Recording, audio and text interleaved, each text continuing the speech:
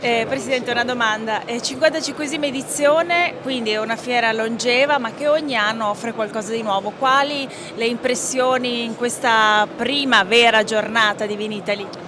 Ma che sarà l'edizione del secolo per numero di espositori, 4.000 espositori, per numero di buyers, siamo a 1.000 buyers stranieri provenienti da 68 paesi ed è anche l'occasione per dire che sono moltissime novità, soprattutto sul fronte della sostenibilità, di quello che sono anche novità enologiche. Direi che qui c'è la vetrina del mondo e tutti gli operatori passano di qui. Anche molti giovani.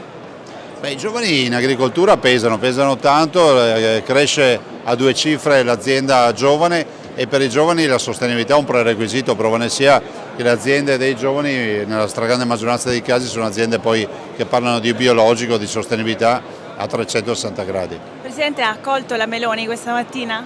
Sì, assolutamente sì, fra l'altro il Presidente Meloni io la conosco, siamo stati ministri assieme nell'ultimo governo Berlusconi, per cui abbiamo anche condiviso questa esperienza a Palazzo Chigi. L'ho accolta e devo anche sottolineare che questa presenza di ministri e del governo qui a Vinitaly dà anche un grande segnale di sensibilità nei confronti di un mondo che non è irrilevante. A livello nazionale il vino vale circa 31 miliardi di euro e quindi merita tutte le attenzioni da parte di chi governa.